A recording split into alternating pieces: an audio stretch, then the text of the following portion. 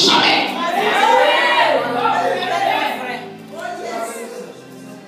Le seul dont nous avons besoin réellement, c'est Christ. Amen.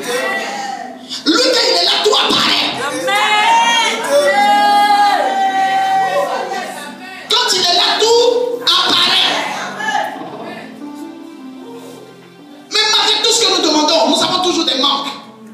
Tout ce que tu as jusqu'à aujourd'hui, ça ne te suffit pas. Même les gens qui ont l'argent continuent de chercher dans le travail pour multiplier l'argent là. Ça ne suffit jamais. Notre vision aujourd'hui, c'est gagner les âmes. Mais ce que nous gagnons est un additif. Que je vous explique cela. Regardez bien, Goliath était un problème spirituel pour Israël. Goliath était un problème spirituel. Parce que quand Dieu avait demandé à Saül d'aller détruire des tribus et Saül ne l'a pas fait, Saül a gardé une partie. Saül allait tisser l'alliance en prenant des veaux et tout, et il allait sacrifier. C'est là que Samuel a dit au premier roi Saül, l'obéissance vaut mieux que le sacrifice. Il ne les a pas tués, ce sont les mêmes qui sont revenus le combattre. Donc c'était un problème spirituel. Mais quand tu finis de renverser, de régler le problème spirituel pour la gloire de Dieu, tu as la fille de Saül en héritage. Tout ce que nous demandons, nous allons avoir. Mais réglons d'abord les problèmes spirituels. Soyons spirituels. Tu peux t'habiller, sentir bon, dormir bien et tout. Mais si spirituellement tu n'as pas de contrôle, si tu n'as pas réglé tout ce qu'il faut spirituellement, tu reviendras à la case zéro.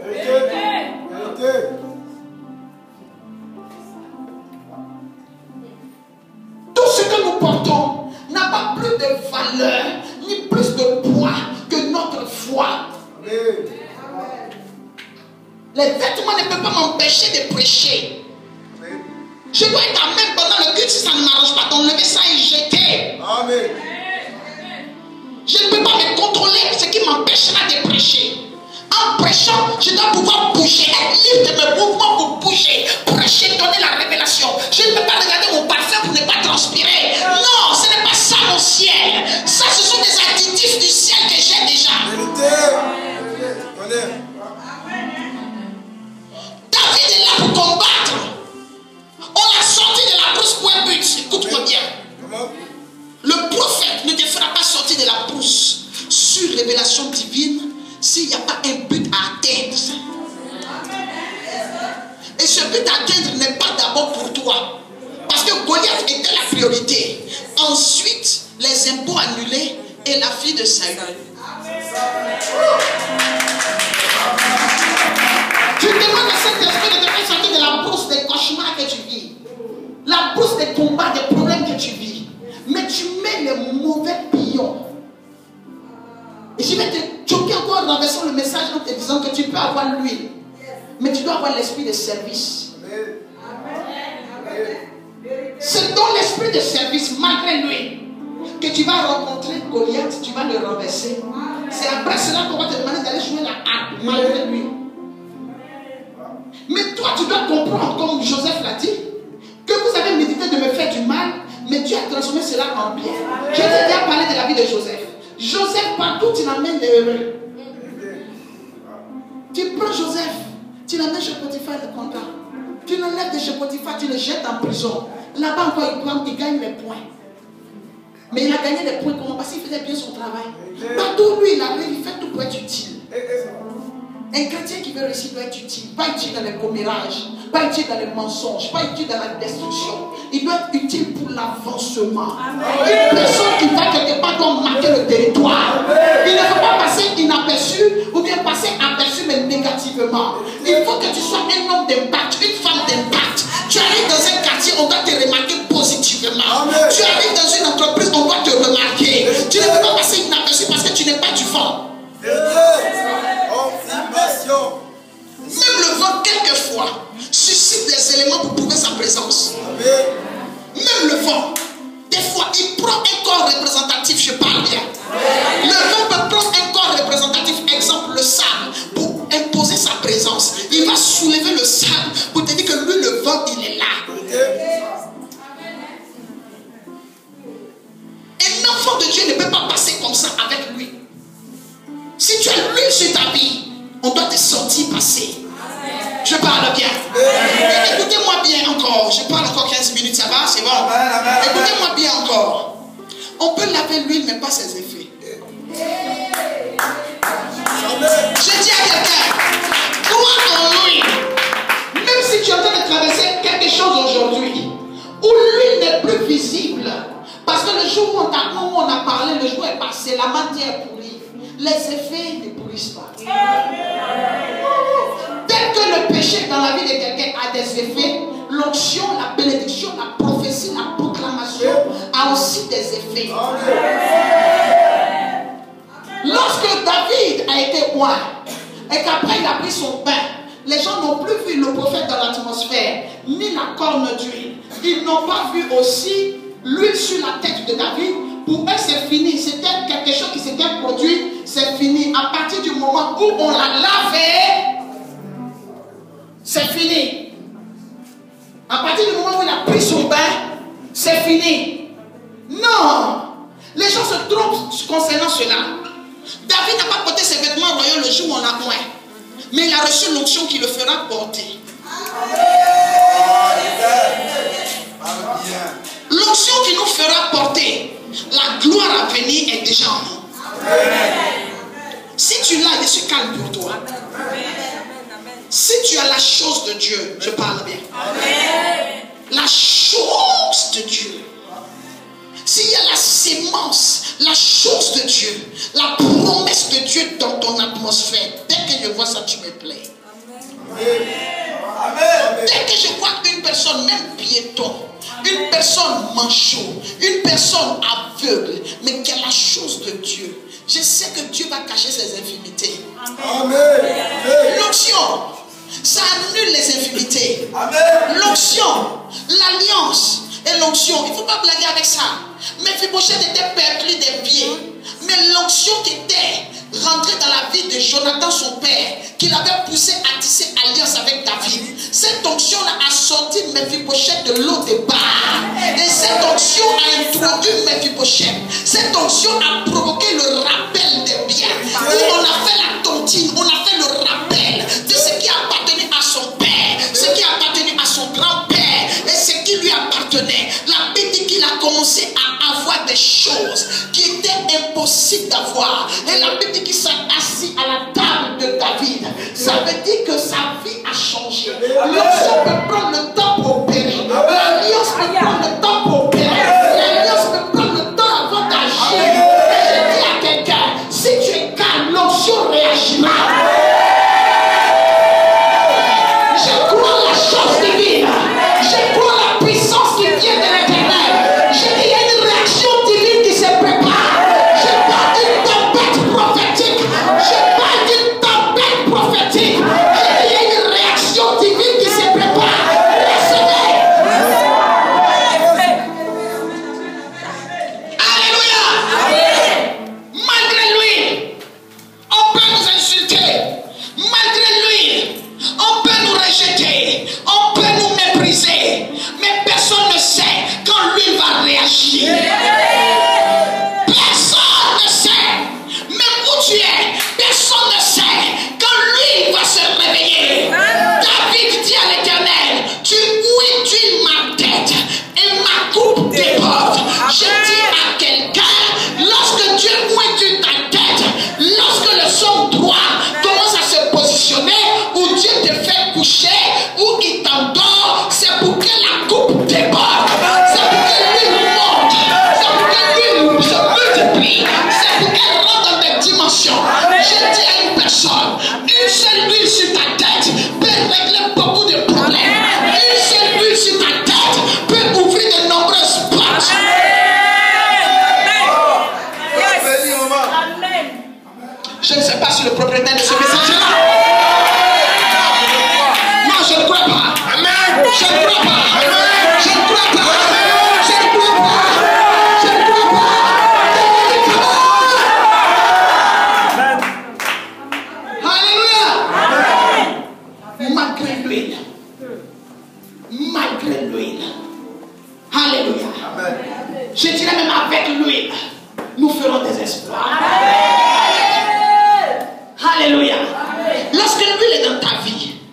Tu ne la vois pas travailler, mais elle travaille. Lorsque lui est dans ta vie, tes ennemis ne la voient pas, mais elle est là. David n'avait jamais osé sortir de la brousse malgré ses potentiels. Malgré son potentiel, David n'avait jamais osé sortir de la brousse. Quand lui a touché sa tête, David a commencé à oser publiquement. Amen.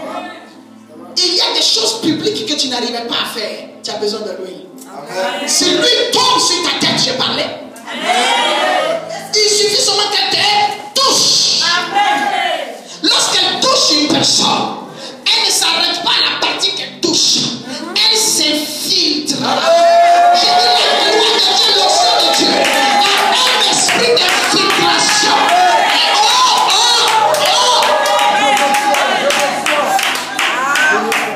Lui s'infiltre dans des parties permises et des parties sous-estimées. Ne plaque pas avec l'huile.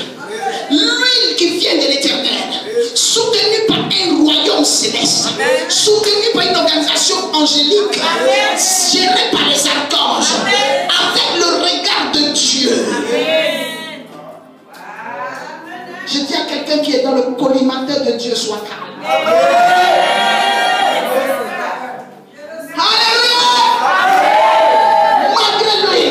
Vous pouvez nous insulter, vous pouvez nous rejeter, mais vous ne pouvez pas savoir ce qui viendra dans la suite des temps. La Bible dit que le jour où lui a touché la tête de David, sa vue ne fut plus pareille à partir de ce jour et dans la suite. Lui qui a touché la vie d'une personne ne peut pas laisser la personne pareille.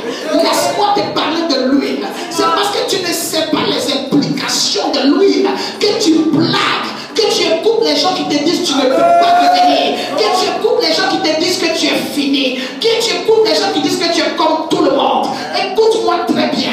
L'huile transforme. L'huile ne vient pas dans la vie d'une personne qui ne doit pas devenir. L'huile ne vient pas dans la vie d'une personne qui n'a pas de promesse. Lorsque tu as une promesse et que tu ne sais pas comment l'accomplir, c'est lui qui rentre dans ta vie, qui pousse la porte pour soi. C'est lui qui rentre dans ta vie, qui déclenche le miracle. C'est lui qui rentre dans ta vie, qui ouvre la porte. C'est lui.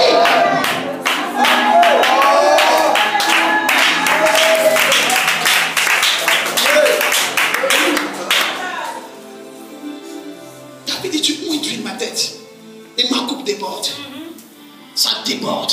Amen. Mais pendant que ça monte, parce que quand quelque chose a débordé, on voit l'extérieur. C'est par les signes extérieurs qu'on voit que ça a débordé. Mais ça commence, ça monte à l'intérieur et un jour ça surprend. Amen. Il y a quelque chose qui est en train de monter en toi. Amen. J'ai dit à quelqu'un, je parle à quelqu'un, je parle à quelqu'un, j'ai dit à quelque chose qui est en train de monter en toi. Il y a quelque chose qui est en train de monter en toi. Je déclare le débordement.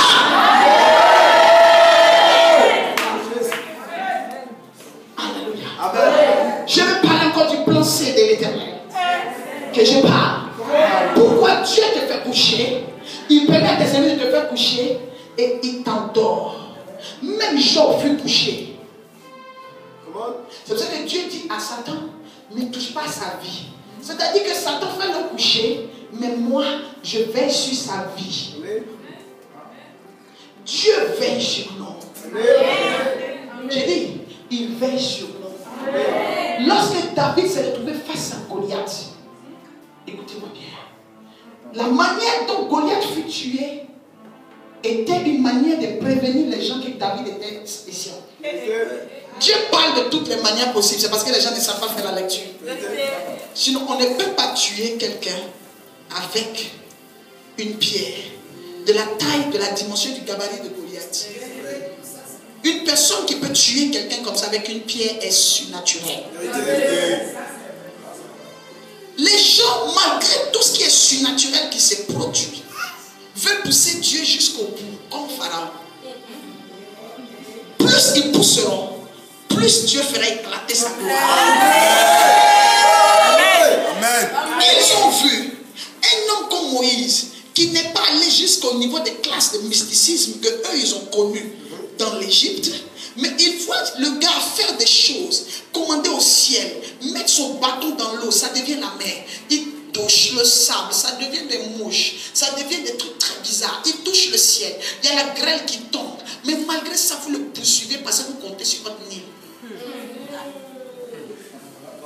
Ils comptent sur leur Nil. Ils comptent sur quoi? La mer Rouge. Parce que la mer Rouge, je les connais. J'ai dit à quelqu'un, ton huile va faire changer les pronostics.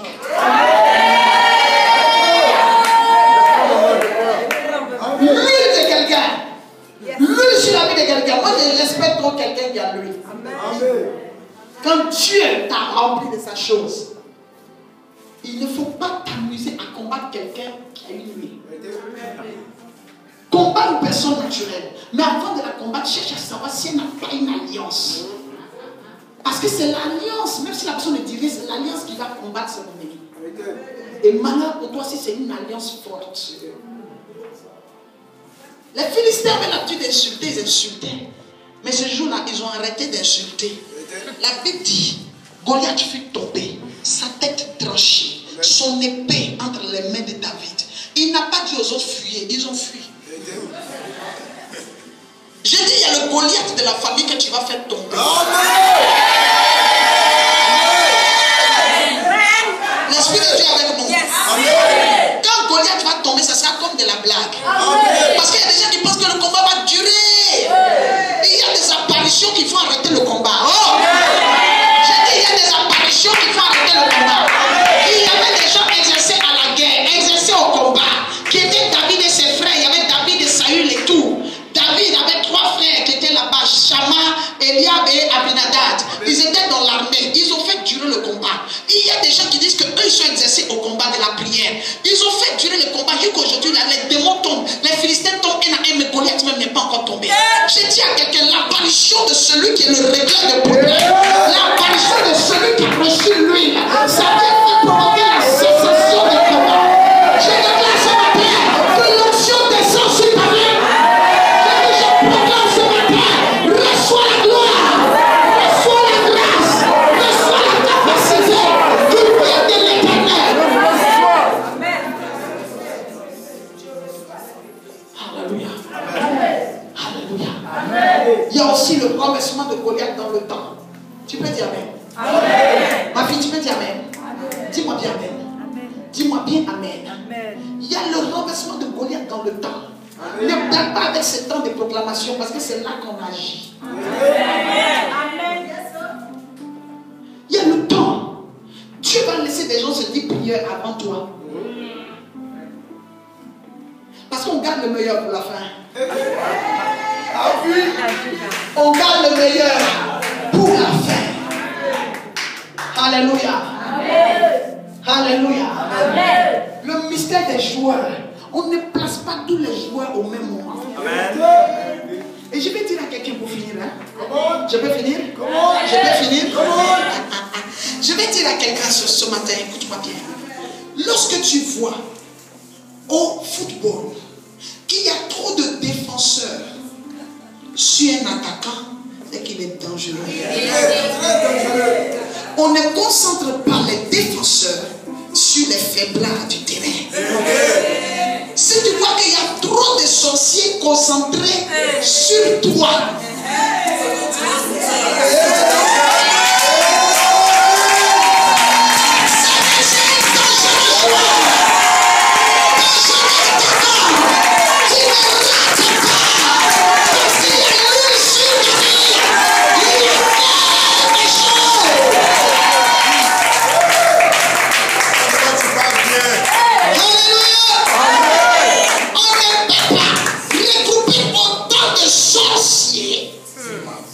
sur ta vie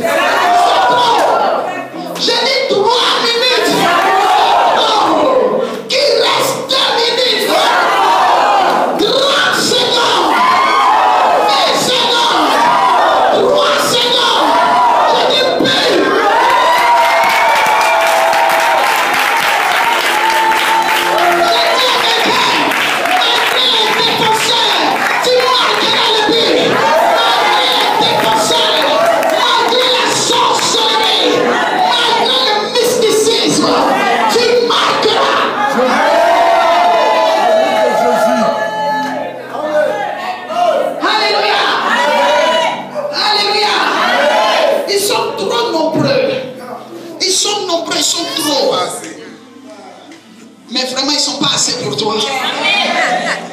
5 minutes. Imagine, visualise. Imagine.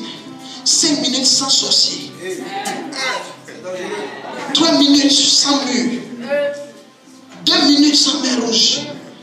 Imagine. 1 minute sans opposition. Tout est accompli. Tout est accompli. Dans la vie de match, malgré la concentration des défenseurs, feu. Le temps est arrivé où ce n'est plus le professionnalisme qui va jouer, mais c'est la grâce. Vous savez que quand on arrive au stade de tir au but, ce n'est pas fait de tu es meilleur joueur, tu pouvais jouer. Nous sommes au stade de ta vie, nous sommes au tir au but. Amen. C'est ça même. Et quand on arrive au stade de tir au but, la personne qui va marquer fait arrêter le combat. Je dis à quelqu'un, la balle est sous contrôle. Les gardiens qu'ils ont mis dans leur but, les gardiens qu'ils ont mis dans leur poteau, ils ne pourront pas amortir le boulet qui vient. Je dis à quelqu'un, il y a un but qui se prépare. Il y a un but qui se prépare. Opération pied armé. Opération pied chargé. Lorsque le pied est chargé, c'est là que Dieu dit à Josué, tous les endroits que ton pied foule.